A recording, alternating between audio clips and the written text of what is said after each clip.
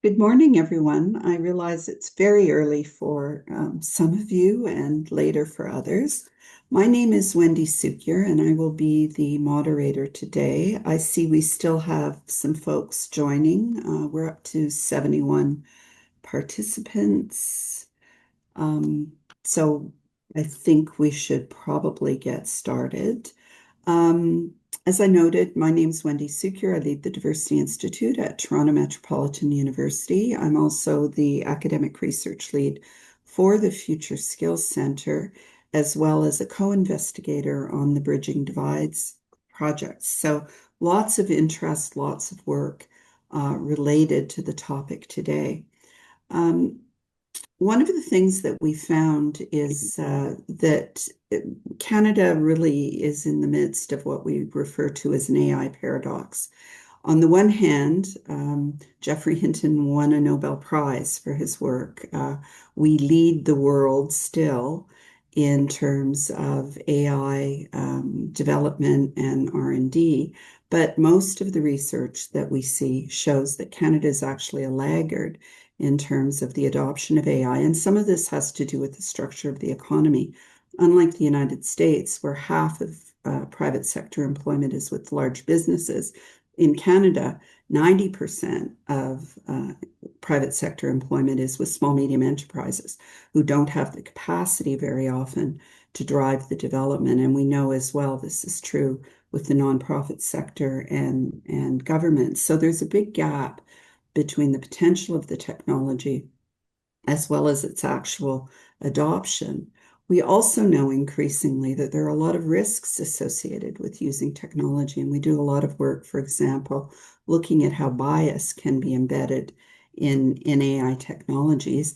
And we are seeing, based on recent surveys, and I'll be interested in Tazin's comments on this, but recent surveys we've done suggest that employees in many cases are getting ahead of employers. So half of the people who report using AI at work have received no formal training. There are no policies in place. And this creates massive risks in terms of privacy or intellectual property and so on. This is also all happening at a time when we are also seeing massive disruptions caused by international geopolitical events, a tremendous and dramatic shift in attitudes to immigrants in this country, which, frankly, and this is other work we've done, I believe is very much connected to deliberate misinformation as well as spillover effects from the United States. And we've done research that's been validated by Stats Canada that shows, for example, only 10% of the rise in housing prices can be attributed to immigrants. Nevertheless, the media has really been complicit in driving a narrative around immigration being the source of all evils. And so that's an important part of the context. And then the final thing that we're seeing is dramatic shifts in the nature of work, the skills that are required, and so on. And we know, based on the work that Environics has done with us, that often immigrants are actually early adopters of technology. They're using technology in innovative ways. They have the skills that are needed by employers, and there's massive opportunities to use artificial intelligence to improve services, whether it's navigating career opportunities, whether it's language learning, whether it's digital skills, and so on. So we're really at, in my view, a sort of inflection point where we can sit still or we can think about how to harness the potential of the technology while managing the risks. And today, to guide us through this discussion, we have three really interesting presenters with very different perspectives on the issue. So Tazin Mehdi is a senior research economist at Stats Canada. He's part of the Economic and Social Analysis and Modeling Division of Stats Canada. He's a former OECD economist, and he does a lot of research related to labor, productivity, and the impact of emerging technologies.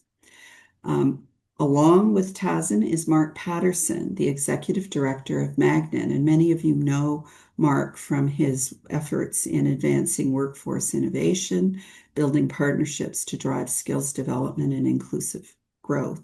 And Magnet is really a platform for driving connections between workforce and employers, and also its leading work in thinking about technology integration and development as part of the Future Skills Center. And Mark is really considered a thought leader globally, and his travel agenda shows that very clearly. Our third presenter is Alicia Barada, who is the continuous discovering lead with Peace Geeks. And she heads up the UX UI research for the Welcome to Canada website, various other products that are technology enabled. She's also an expert in AI integration and designs tools to leverage AI to solve real pain points for newcomers. Alicia is really focused on newcomer perspectives on what they need and how to design tools to support them. And she has been an immigrant across three continents, learning new languages, and this has really shaped her perspectives on these issues. So we'll have presentations, hopefully 10 to 12 minutes by each of our panelists, and then we'll have some time for questions and comments from the audience as well as from me. So over to you, Tazin. Yep, perfect. Thanks. I'm going to start sharing my screen.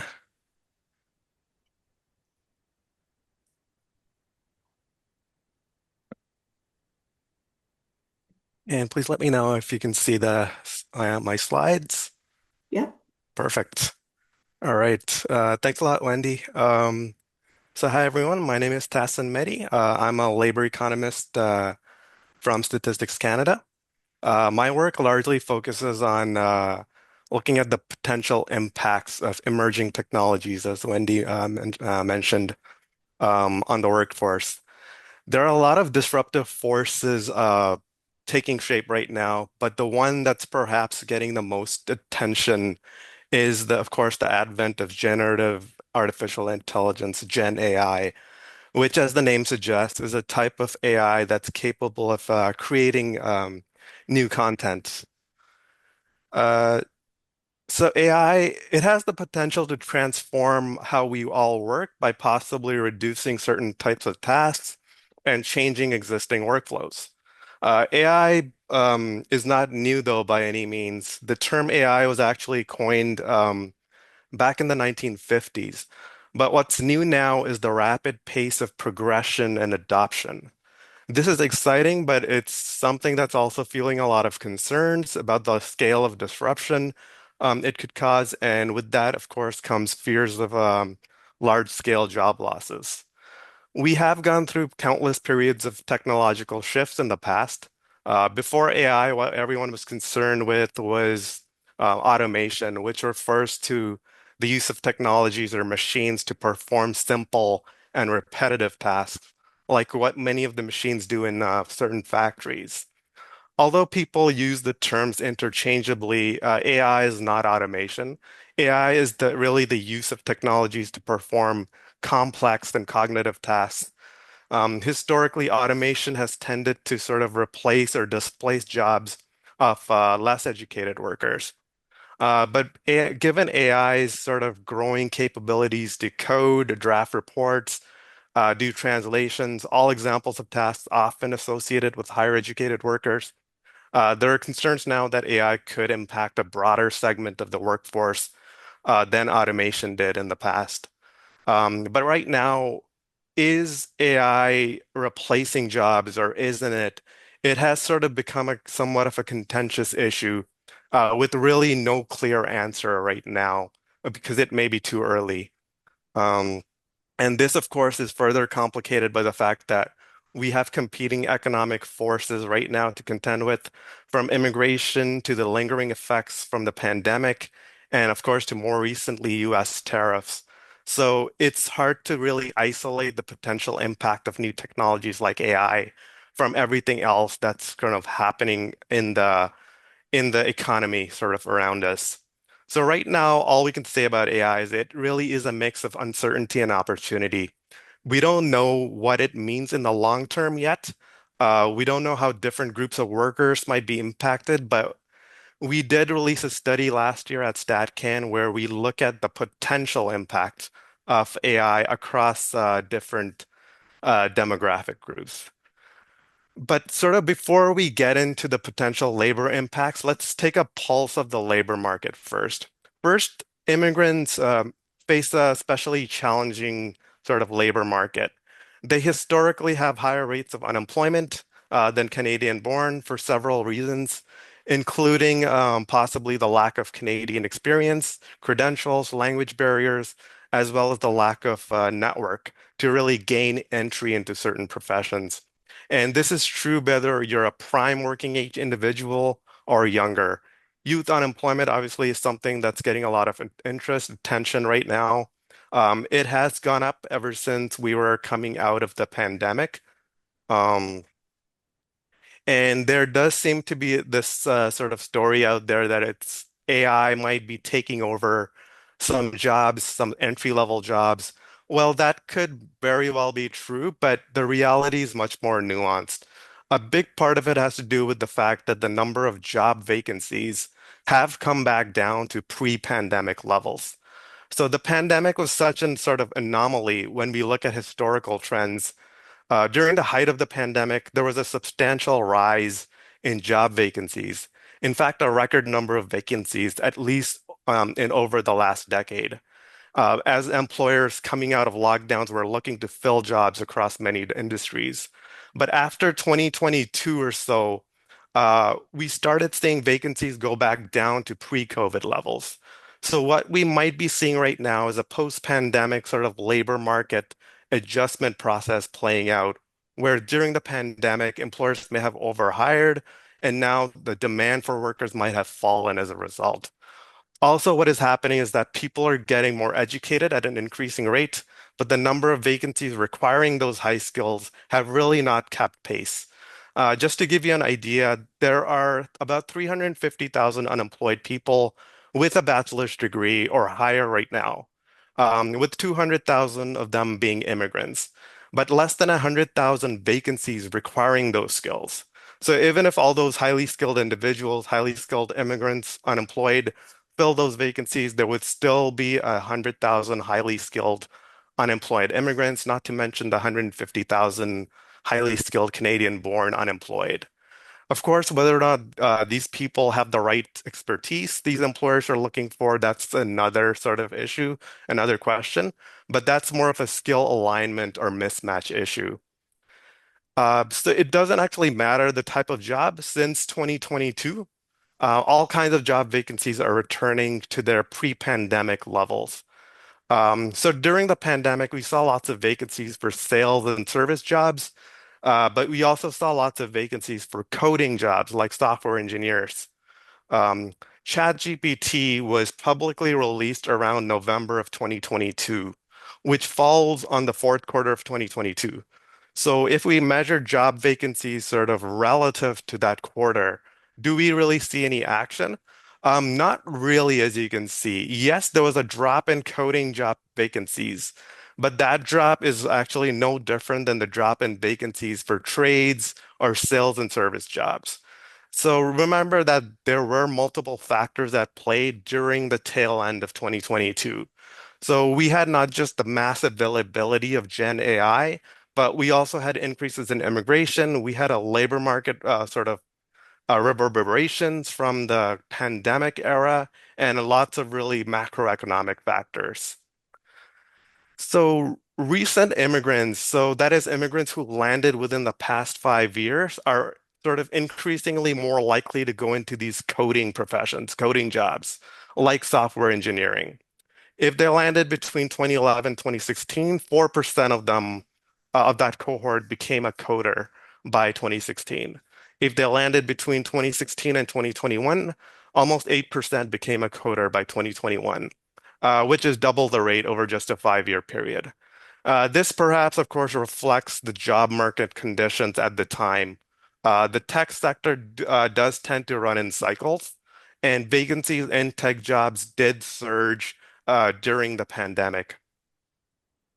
And AI adoption rate, right, among Canadian businesses, this is from our data, our surveys, it has doubled over the past couple of years. Certain sectors like information, professional, scientific services, finance tend to use or deploy AI more than other sectors. Around a third of firms in the information sector reported using AI recently. However, AI adoption doesn't necessarily translate to job losses, right? The red bars you're seeing here represent the proportion of firms which reported replacing workers with AI.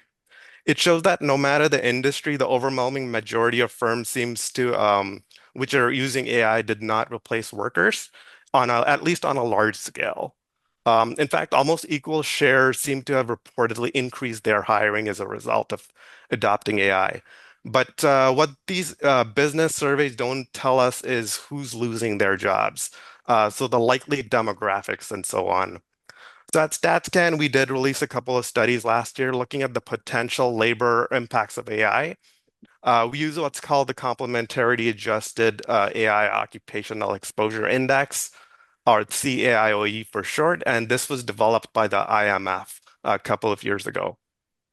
What this measure does is group different occupations according to their potential exposure to AI and the job's complementariness with AI.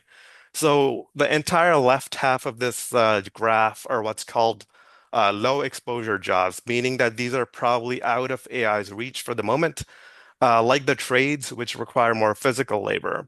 The right half shows jobs which might be more exposed to AI, but that necessarily isn't a bad thing. Some jobs, like the ones you're seeing on the top right blue quadrant, are predicted by the measure to be highly what's called complementary with AI.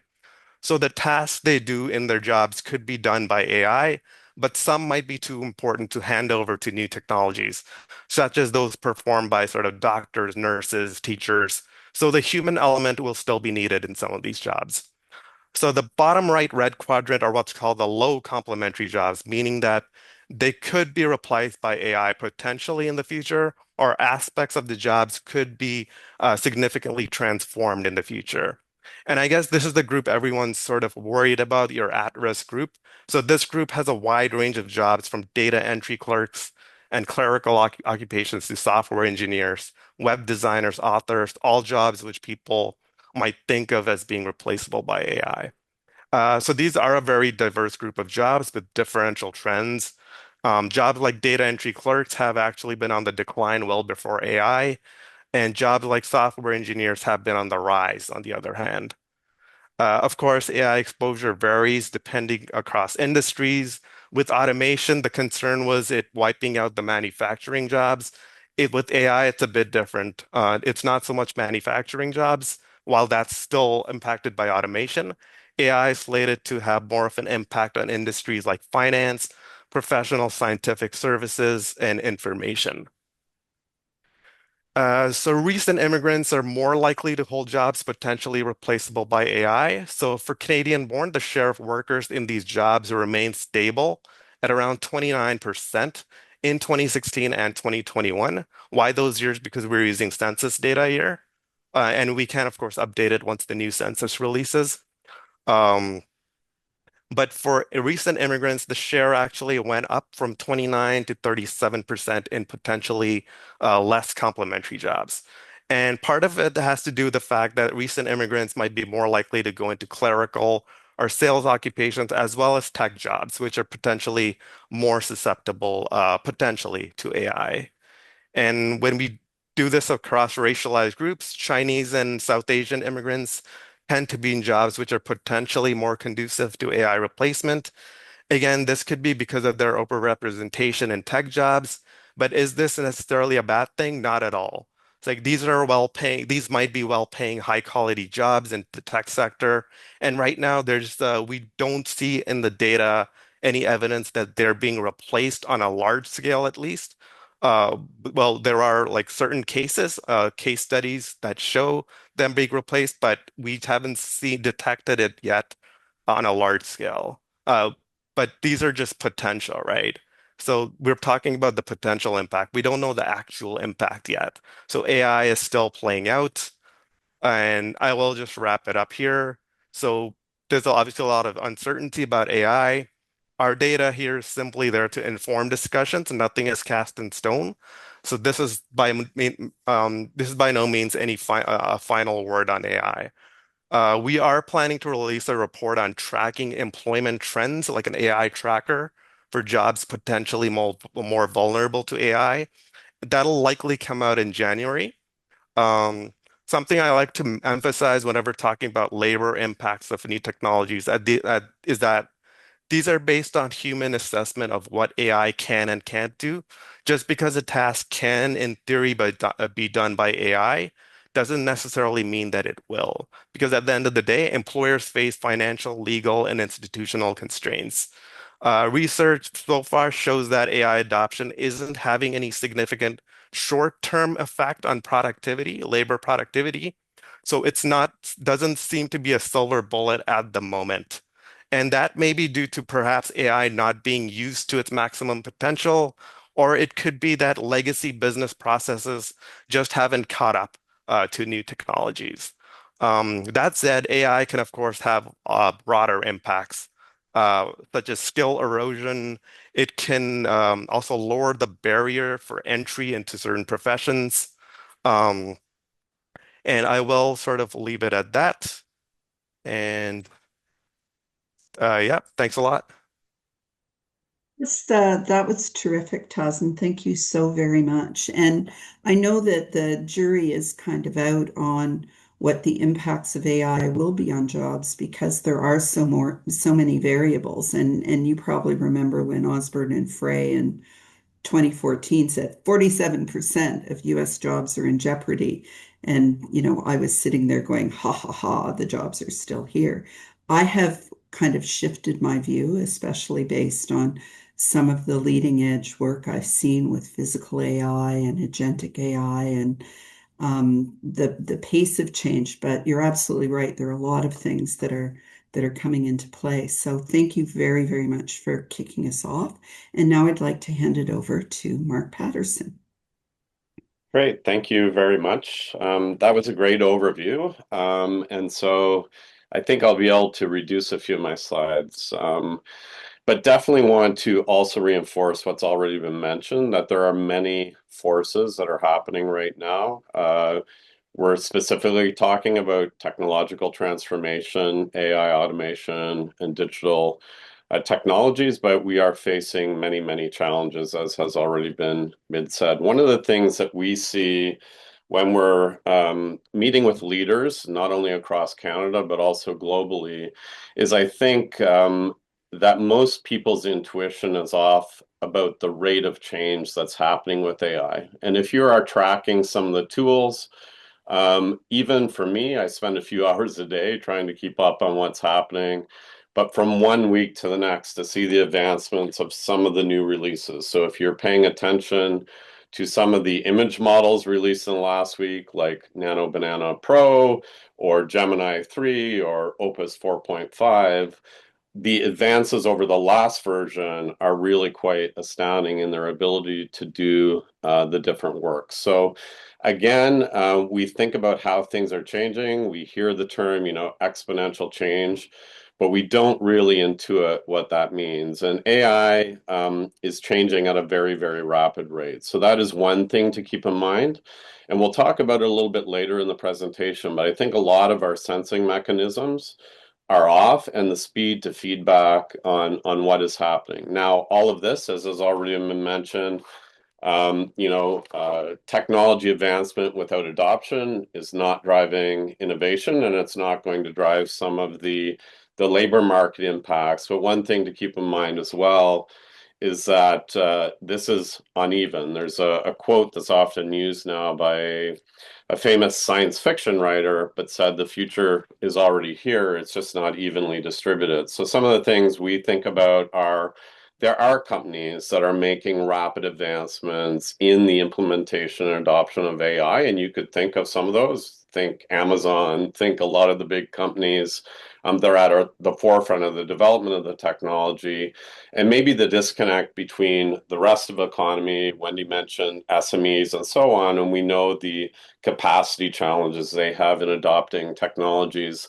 We spent a lot of time, even during COVID, helping companies get websites, believe it or not. So we do know that there is an uneven adoption, and this is something that I think will play out in the labor market, but it is also potentially a challenge where more and more concentration of power and economic activities to some of the larger companies. So just wanted to remind you, there was a quote that I often talk about. One of the senior policy advisors to the Trump administration said that during the period of the Trump administration, AI will become 1 million times more powerful.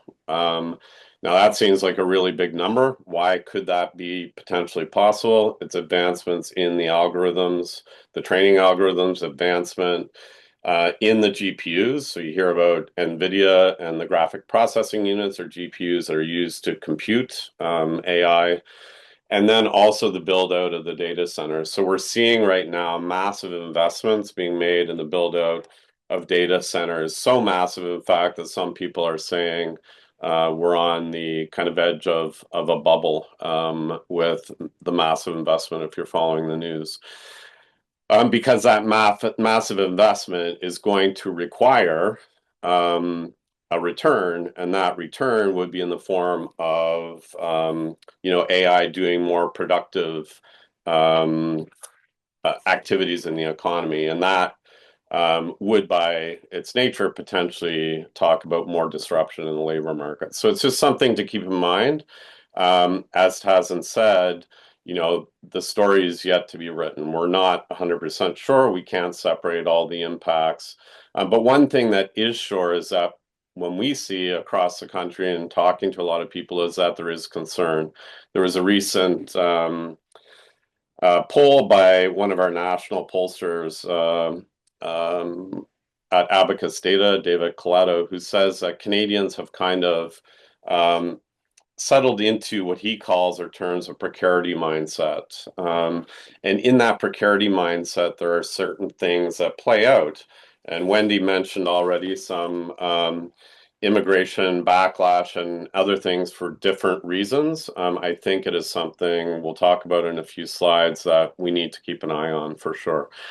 So again, technology, we always tend to overestimate the impact of technology in the short term and underestimate the impact of technology in the long term. And it really does depend on what we're talking about. As Tazen already mentioned, most of the discussion right now has been around generative AI. It's important when you're reading stories or understanding in the news, what are we actually talking about? It was already mentioned that artificial was kind of the field of science that started in the 50s, but we've had machine learning for many, many years. We've been subject to it in our social media feeds and in many other aspects of society and industry. Deep learning really evolved in the early 2010s. A lot of that advancements in the labs at U of T with Jeffrey Hinton and Ilias Sutskever, who Wendy already mentioned, and the recent wave that we're all talking about really came out in late November 2022 with the launch of ChatGPT 3.5, as was already mentioned. So, but since then, we've started talking about agentic AI, which is having significant impact on not just automating tasks, but automating processes. And also, Wendy alluded to physical AI, which is AI embodied in robotics. And so we'll talk a little bit about that. But the thing to remember is that it's not just ChatGPT or the chatbot that you're using in work. AI is actually has the potential and is impacting almost every technology in every single industry and every single process in every single industry. And so that is really important to realize. And we see a lot of people, talk to a lot of people where their perspective is simply, ChatGPT, and they're asking, how could that be affecting? But it really is every single technology in every single industry, and it's different forms of AI that are driving these changes. So we can see some amazing technologies come out. I'm not sure if you saw recently, but if two people have AirPods, you can talk to each other in your own language and you can be understood. Think of the implications of that for service delivery, for doing business across languages, across regions, and so on. Really significant. There's massive advancements in some of the core tools like Excel with new AI agents rapidly enhancing and automating work in Excel, which, hundreds of millions, if not billions of workers use Excel on a daily basis. There's incredibly new, if you want to look up Google project called Astra, new learning tools, multimodal learning tools and agents that are designed to help everything from how to fix your bicycle to complex master's level and PhD level study. And there's massive advancements in generative images and video, which I'm sure you've seen flooding the internet. So lots of impacts. This is a video if you want to Google on YouTube. I won't show for the sake of time today. But figure three, this is a 6-minute video that shows absolutely massive advancements. I was using figure two videos and presentations for a few months, and this came out about 4 weeks ago, and the advancements are really incredible. So again, if you dip into it and you see, oh, wow, that's pretty impressive, but it's not really there. Come back even a few weeks later, and there's been significant advancements in its potential to impact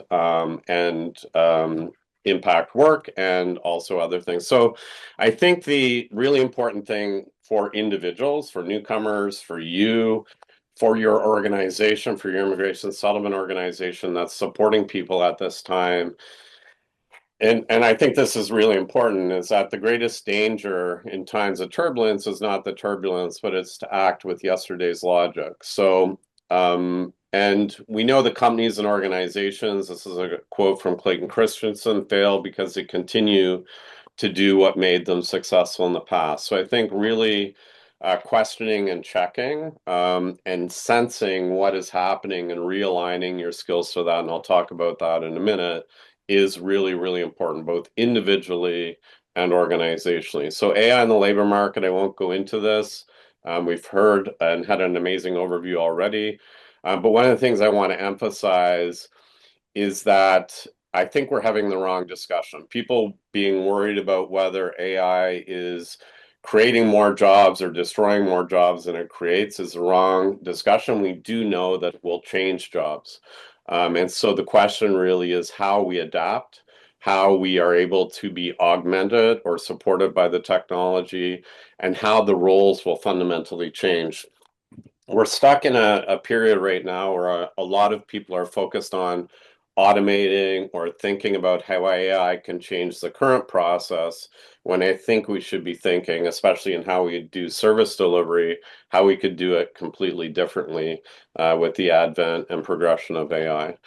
It was already mentioned, youth unemployment is absolutely a big topic. It is causing a lot of concern with people and families. And again, if this isn't separated or understood to the point, it's not just AI. There are many impacts, as I've already been mentioned. But again, if it's misunderstood, it can cause backlash and potentially anti-immigration sentiment if we're not able to suss it out. I believe we will have a future where roles will change significantly, but we're also still going to have jobs without people, and then we will have as well people without jobs, as we've been dealing with for many years, and just the potential for that to be accelerated. I would say that something that's interesting, this was a KPMG study that looked at AI, basically AI literacy and trust. You can look at the study, can find it fairly easily. But it was interesting to note out of 47 countries, Canada ranked 44th. And you may note here that a lot of other countries we'd normally be very happy to be in rankings with, are all kind of at the bottom. And I think it's interesting. You could draw a number of different conclusions from this. In some sense, not having full trust in AI systems is a positive. We do need to have a measured approach, but also we have to ask the question if there's a bit of a leapfrog. And I do believe that AI literacy and building trust and building it through ethical, responsible adoption and use of AI is going to be critically important, not only for working in the labor market, but also for our society. And even I would go as far as saying our democracy. So, AI literacy, it's not just about basic AI literacy. We do need and will continue to need mid-level skills and deep technical skills. We hear a lot today about the push to parents telling their children that they all need to go into the trades. I think we still need both deep technical skills.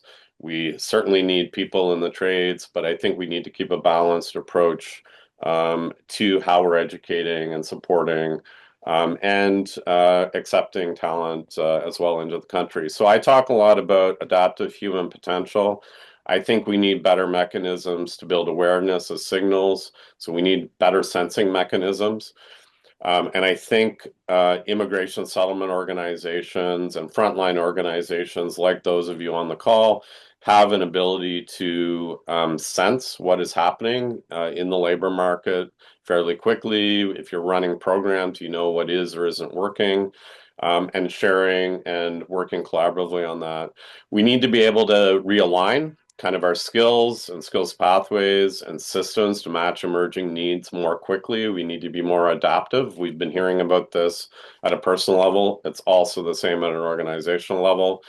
We need to be able to execute. Obviously, it's very hard. I can tell you, even for ourselves at Magnet, changing to a more AI inclusive organization, reskilling and upskilling our own staff. It's still a challenge. We live the challenges, and so adoption is not easy, but we need to learn how to be able to execute and adopt in an ethical, responsible way. And we need to work together. I think it's going to be really important to collaborate, build trust and inclusion, embed ethical use, transparency, and equity across the system. And we can talk maybe a little bit more about that in the Q&A. But I'll stop there for now. And thank you to the conference and to Wendy for the invitation. Well, thanks so much, Mark. Really appreciate it as always. And the work we're doing together around AI literacy and upskilling, reskilling, looking at adoption, I think is important not just to employers, but as you said, to the sector as well. I also, two points I wanted to add. One is Mark and I were both at a conference last week where the deputy trade commissioner, not sure from the UK, and the Canadian who was interviewing him got into a bit of a tussle over who Jeffrey Hinton really belonged to, because as all of you know, Jeffrey Hinton is an immigrant. So I think that we often forget that immigrants built this country, from the railroads to the houses to the businesses, and we really need to push back in any way we can. The other thing that I just wanted to underscore with respect to Mark's point, which is often missed, which is the point about jobs being basically gone, and we're seeing that with a lot of entry-level computer programming jobs, service delivery jobs, and so on. Jobs being changed or augmented, and I think it's everything. People thought the trades were sacrosanct. They ain't. We're seeing some amazing stuff with robotics and prefab housing and so on.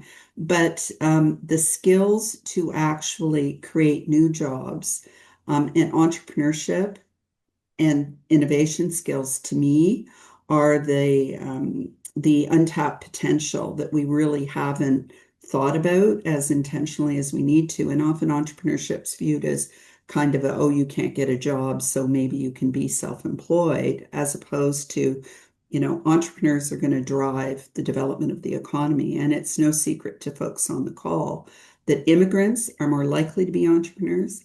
Immigrants also are a competitive advantage when it comes to entering new markets. So, as the Prime Minister is running around the world trying to take advantage of our free trade agreements and drive more trade deals with other countries, guess who he needs to have next to him are people from those countries with deep knowledge of those markets. So I do think, especially in this sector, really embracing the opportunities around entrepreneurship and how we think about creating jobs and leveraging AI to drive innovation should be an important part of the discussion. And with that, not to downplay the risks or the need for cautionary tales, I will hand it over to Alicia.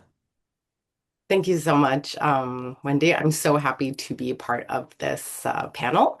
And yeah, I hope what I say today resonates with folks. Um, so starting off, I think it's really important to acknowledge the environmental impact as we're having these discussions. I think it's important to balance our excitement for the potential of generative AI with the reality of the environmental impacts. So for sure, tech enthusiasts would say that the potential for AI to make systems more efficient and thus consume less resources is unlimited. That's very exciting. Hopefully, the way that we the way that we get energy and power our world is a problem that will be addressed by generative AI. But in the meantime, there are real environmental impacts of increased carbon dioxide emissions, increased fresh water usage, and really importantly for us in this room, environmental inequity across the globe. So for countries that already have infrastructure to have cleaner power, like Finland, 97% of their AI usage is carbon-free energy, as opposed to many data centers in Asia, which don't have these systems in place. And we're talking more like 4 to 18% of clean energy. So that's just something to keep in mind. So I want to contextualize this to say, well, we've been here before, if anyone recalls a thing called the internet and when it came to be. And I want to just take a moment to bring down the intimidation and say, okay, we've done this. We remember in 1999, some of us were asking Jeeves, where can I find a restaurant near me that serves Italian food? Now, all we have to do is go to Google Maps and type ETAL, and then I see all of the Italian restaurants near me. So both the systems around us have gotten much smarter, of course, and so have we. This is an example of prompt engineering. So in other words, we have learned how to best talk to the robot over time. So I'm hopeful that even for folks who feel really intimidated by doing anything having to do with AI, that in fact we can do it. And here's what's really different this time. So echoing my fellow presenters, first, the scale, it's happening way faster, of course, than internet adoption. But also newcomers aren't 20 years behind. So AI is new for everyone. The newcomers who are on the ground and across the globe are kind of being exposed and coming in at the same time as all of us. Of course, generative AI is free and accessible for now, as long as you have internet, which most of us do. The barrier to use generative AI is to know how to ask questions, and that's it. You don't have to be an expert in technology. You don't even have to speak English. You can type in your language and do anything, as you know. And then I want to just also say that the jump from the analog world, so using paper, to switching everything over to be digital, was a larger chasm than what we're looking at now as far as usability wise. So again, the ask for, say, a newcomer who is new to this world or new to Canada, the jump between using paper and using a computer is much bigger than people who already know how to use technology and then how to use generative AI. So I want to just center the moment that we're in, and to say that the problems that Gen AI could solve for newcomers depend on whether we, the people who care about newcomers and diverse folks, build equity into these systems now while they're still being shaped. So we are definitely always asking, how can AI harm, and how can it be used to create more equitable pathways? So this is one of my minor call to actions. Let's equip ourselves to be part of this. So as my fellow presenters said, on the advocacy level, it's definitely needed to fight for more inclusive design in AI tools. So we know that all technology pretty much was created by white men in Silicon Valley, and their biases and worldviews are just completely baked into every tool that we have. So arguing for more inclusivity on the onset in this moment is really important. And of course, legislation to regulate AI usage as well. For decision makers or leaders at the organizational level, recognizing that every workplace, whether it's settlement sector or not, need to be building in workplace applicable AI literacy for staff. Again, easier said than done for sure. And then building AI literacy into programming for newcomers, because we can't pretend that it's not here and it's not inundating all of us. And then for everyone, for us to learn how to officially use these tools while they're still free. Who knows what that's going to look like in a year or two. And to start small, but to start now, again, before systems are embedded and harder to change. So the preliminary data from the National Technology Working Group's National Sector Survey showed that only 5% of settlement organizations are using AI as a component of service delivery. And we all understand why that would be. Lots of restrictions, really important to know what we're getting ourselves into. But about 50% are interested in doing so and using AI. So I want to think about how we in the digital room and the physical room are everyone here, and how we can be both equipping ourselves and newcomers to be part of the conversation. So a couple small bite-sized pieces of what we can be doing, because we know that we can't guide clients and newcomers through this landscape if we haven't experienced it ourselves. So if anyone's interested in dipping their toe who hasn't already, this week you could talk to your clients about where they're using AI, and you may be surprised of what's working for them. And you might also be surprised. They might say, I'm not at all. And you know, well, you are, because every tool right now is incorporating AI. So making sure that they understand and cautioning against the copy and paste, using content verbatim, making sure folks know that there is a very obvious pattern when people just copy and paste AI in cover letters or in any communication. So this month you could work on getting familiar. So using AI for just one task. As Mark was saying, there's definitely that need and temptation to kind of revolutionize our workflows, everything we're doing. But if we don't pick just one place to start, we will be overwhelmed, myself included, by this. So think of how you could use it in one way. So maybe you have lots of resources for different clients. Maybe you can be taking notes on that.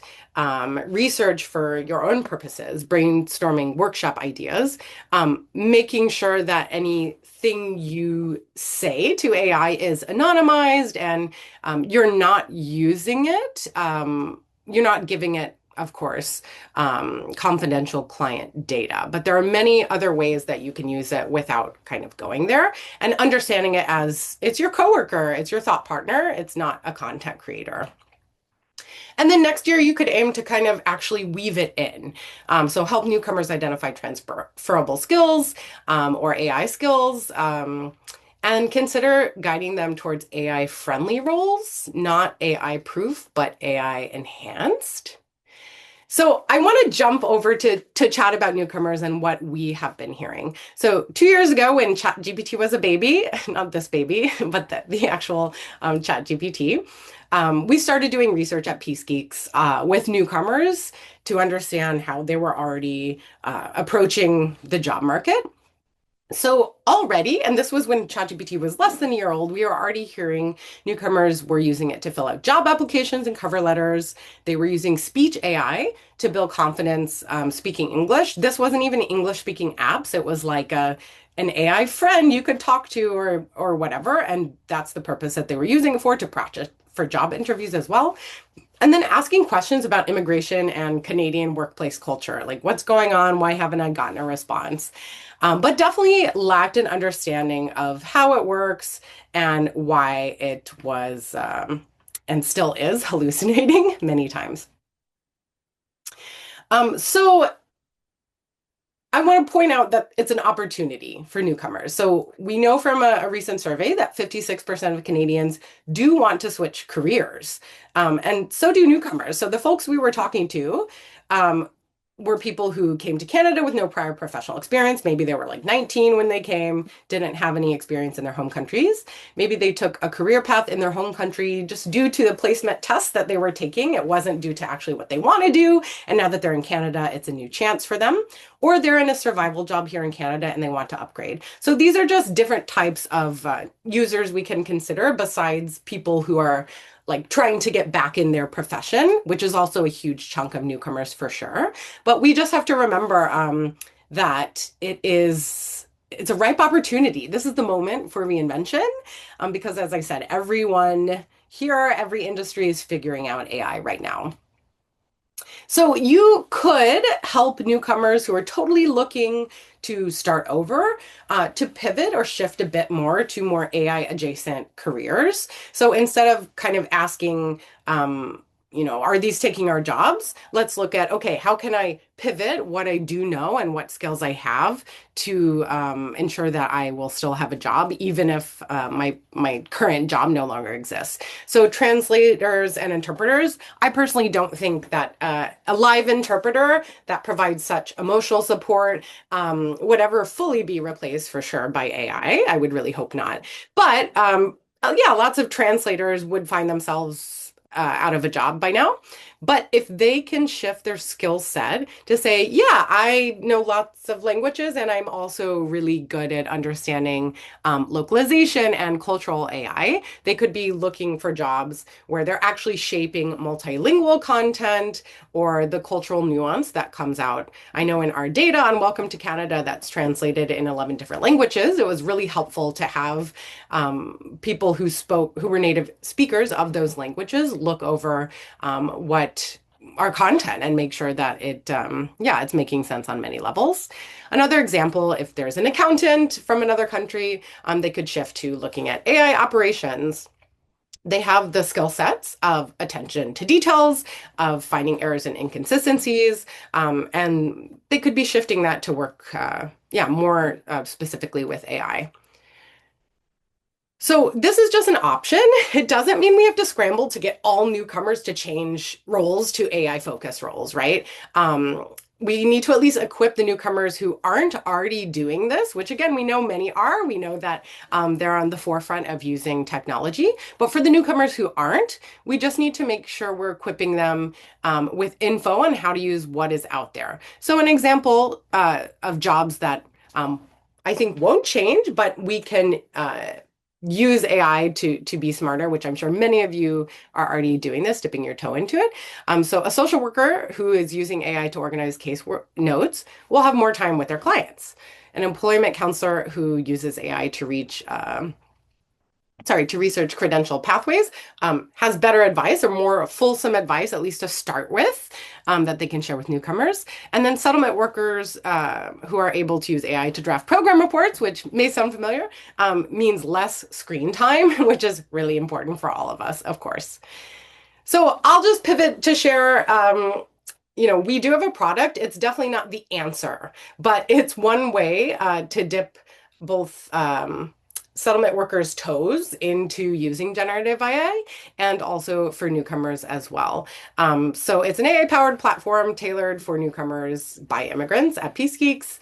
It's self-directed job tools that simulate job prep and workplace experiences. And what's important to note is we have prompted and designed it in a way where it's a safe practice zone with guardrails in place. So it helps narrow down what the questions that newcomers are asking and helps guide them to get to that information faster that they need to know. Instead of just going to ChatGPT and typing openly, like, how do I find a job in Canada, right? We want to make sure that people are starting from a place that's already a bit further and that the system already knows, like, okay, you're talking to a newcomer and you need to focus on these points. And yeah, don't hallucinate, don't go too far out there. And that is related for sure to tie back to my point in the beginning about the environmental impacts. So we need to consider mindful consumption. And yeah, let's not litter the earth with AI slop. Very trendy phrase.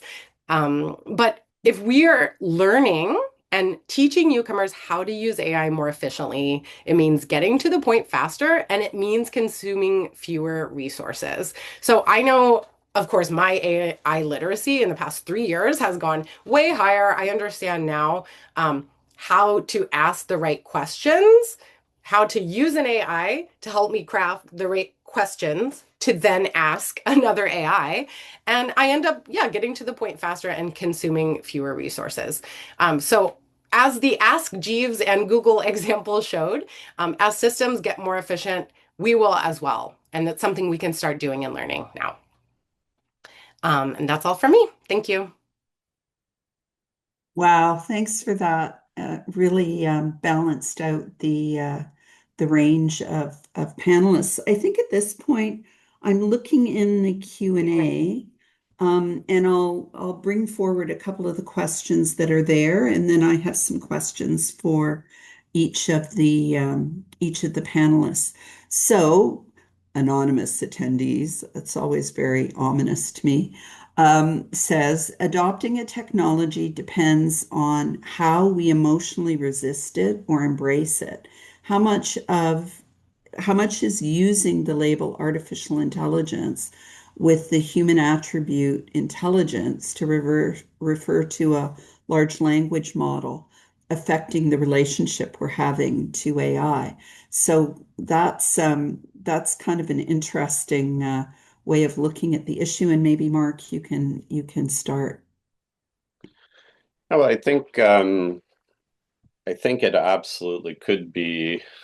I think there are many barriers. So one of the things we do with when we're looking at AI literacy, for example, is really focus on a behavioral insights approach to really understand the learner and customize the learning, whether it's role specific or specific to the context. And so I think that is critically important. A lot of the general AI literacy training that's available right now from even large vendor training is not, people don't see themselves in it.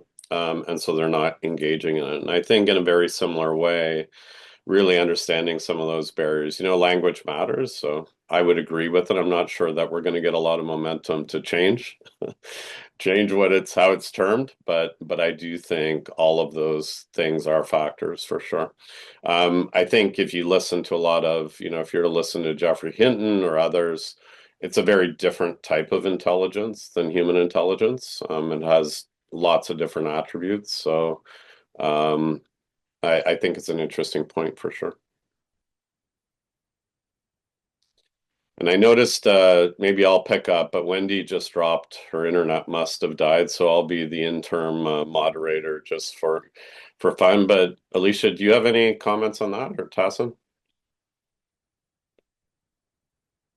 Okay, so maybe we'll go to the next question. Besides solutions focused on reskilling and digital literacy, do you think governments need to adopt new social safety nets, guaranteed basic income to build more trust and support for adoption of these tools? Tassin, I'll throw that one to you. Yeah, good question. So, like, obviously at StatsCan, I can't speak to any policy recommendations, as our role is really to inform these discussions with data. But I'll say that local governments do already provide support systems to help unemployed or displaced workers transition and reskill. And different sort of municipalities, regions do have very different, are not very different, very slightly different approaches to these things. With AI, I don't know, will we see tailored approaches to, dealing with this? It's a good question. But yeah, I'm not really sure what the right answer is, Yeah, what the optimal I solution can is maybe here. a quick comment or two. I think a lot of this will depend. The tools will depend, or the interventions will depend on potentially the scale of the impact or disruption. And I think again, just like I was saying about whether individually or organizationally, I think the government is going to have to be more adaptive. I think it's really hard, for all the reasons we've been talking about, to predict right now what the right approach is. But I do think, it does question even some of our core fundamental economic models, taxation, a lot of different things. But I think, again, the story's yet to be told. So Wendy's back. So I'm going to give up my interim moderator role, hand it back to Wendy. I'm not sure, Alicia, before I do, if you had any comment on the we're just finishing the next question in the queue, Wendy, on universal basic income, etc.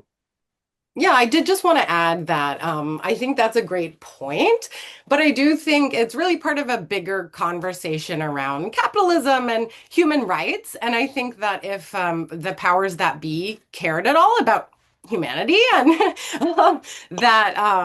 yeah, then we'd be talking about universal basic income. So yeah, I think it's needed from a much bigger scale, regardless of AI.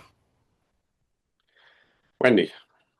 Yeah, I think, yeah, we might, I work in a business school, so we might disagree on the evils of capitalism, but I do think that in the current environment, we do have to be very prepared for tremendous disruption. And, I think the next question is interesting because Jessica Davidson is asking, do you think that the potential for AI to represent marginalized groups can be beneficial in establishing equity to others who have more privilege and power? Are we giving up something here?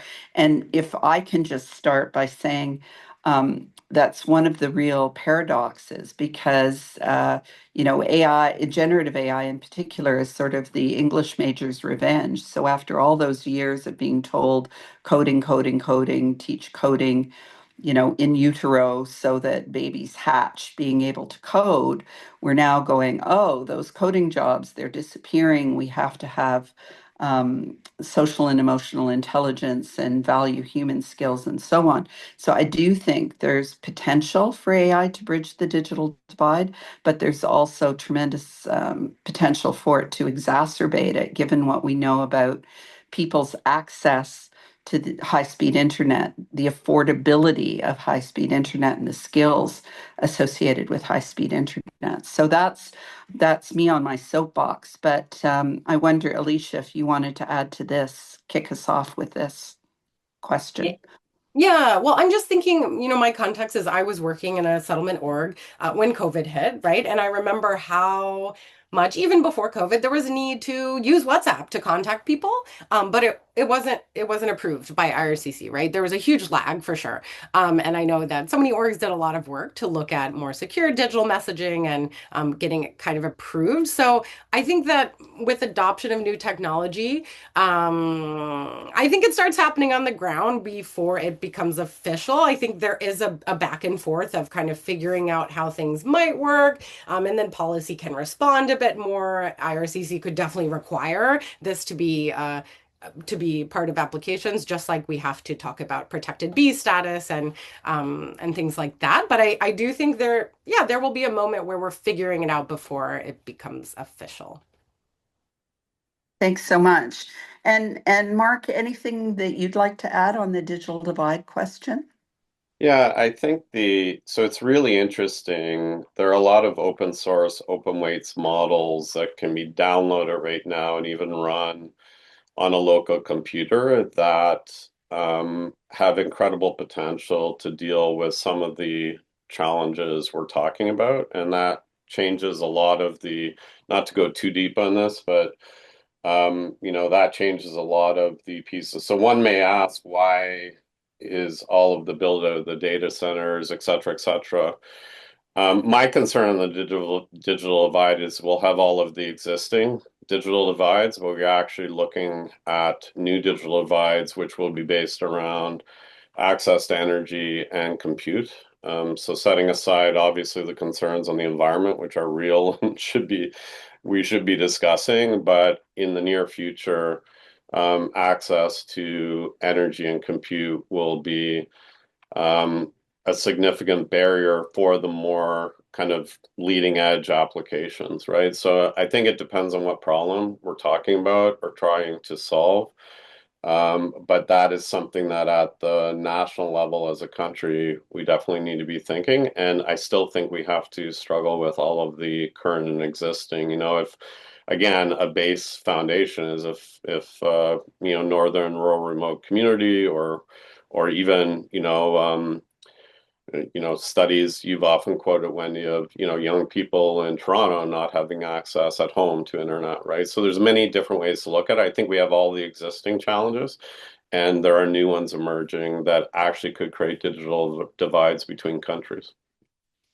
And Tasin, I don't, I know there are a lot of people in Stats Canada, but do you have any, as part of your work, have you done anything looking at digital divide, internet access, and so on that you would like to share for insight on this question? Yeah, we do run a few surveys that actually look at this issue.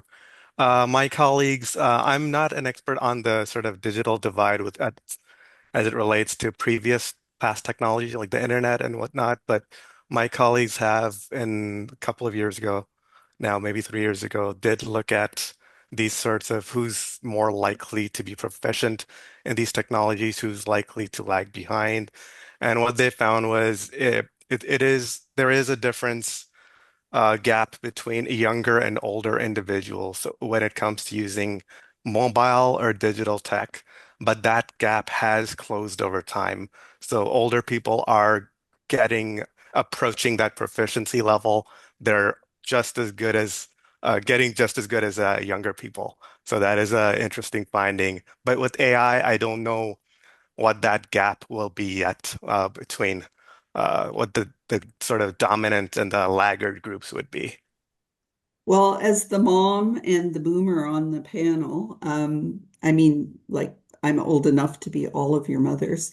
I can say that the research we've done on the aging population does suggest that the gap is narrowing, but it's not that narrow. Like there's a big difference between digital natives, as they're referred to, and me, who, every time I get a bot, I type give me a human, give me a human, give me a human, shrieking as loud as I can. But when we think about newcomers in particular, we know that often with economic class immigrants, you have the person who is the wage earner in the workplace, and you may have someone who is at home taking care of children. You may have grandparents. So making sure that when we're looking at the specific situation with immigrants, we're recognizing multi-generational perspectives. And just, Mark alluded to the research we did during COVID, which I still find horrifying. As, Alicia mentioned, everything's shifted to the internet, including remote schooling. And we found that there's not a perfect intersection between being racialized and being an immigrant, but there is a lot of overlap. We found 42% of racialized children in the Greater Toronto area were doing their homework on iPhones because they couldn't, the family couldn't afford internet, or there was one computer, or. And the affordability issues around internet access, I think, are something that we overlook. And I was pleased to see that, we're seeing more investments in, for example, libraries and other kind of public sites. But it is something we can't overlook. Mark, you wanted to add? Yeah, I would just say it is important to note a trend and I think this was mentioned already by Alicia, but the technology is making a whole swath of things more accessible at least at the entry level. So think an example of this would be Photoshop, right? To modify a photo, even a couple of years ago, you'd have to understand Photoshop. And man, I've tried and horrible results every time I've ever used Photoshop in trying to modify a photo. Now I can just speak to it. And I mean, the advancements just in the last, the Nano Banana, the Google version, Nano Banana Pro, you can take a whole report and just put it in and say, and there's Wendy putting on her but you could take a whole report, put it in, and say, create a conceptual diagram or infographic on this. And it is incredible, the advancement just over what you could have done last week, right? To this week. So it's making it a lot more accessible. I still have a graphic designer because for the higher end stuff, it's just kind of the same way. I can vibe code now. I'm not really a coder, but I can vibe code. But to build something, I still need a dev team. Right. But I can do basic. So it's making things a lot more accessible. And older people, they may think somebody's on the other end of the line, but they can talk to it, right? And get an answer. So it is really changing. I think the technology, the complicated user interfaces, and Alicia may have a comment, but they're disappearing. The technology is becoming more accessible. It's going to change all the systems, all of the interfaces we're used to using. So I think it's a very interesting trend.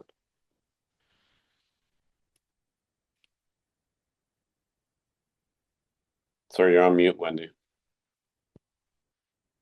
I'm having so many tech problems today.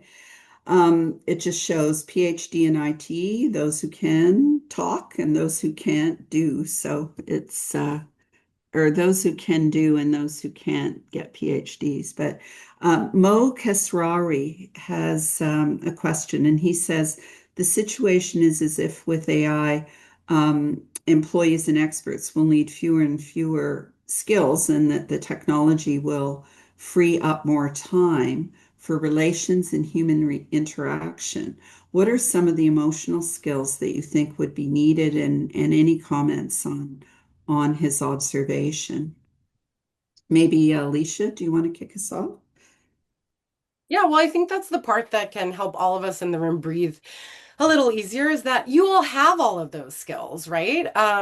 It's great news for me, not as great news for my partner who is a computer scientist, right? Yeah, so I think being able to focus on those, but I do think having an idea of what's going on with AI will always be important, right? Even as you're a specialist in human interaction. And I realize that we are almost at time. So, rapid fire, if you wanted to say something to the audience in terms of what they should be thinking about in the next 6 months to a year, what are your recommendations? Start with you, Tazin. I would say that there's still a lot of uncertainty with new technologies. That's really the takeaway here. Um, it's a rapidly evolving labor market. We have competing economic forces, so AI is just happens to be one of them right now. So I think that would be the main takeaway. Um, yeah. And Mark?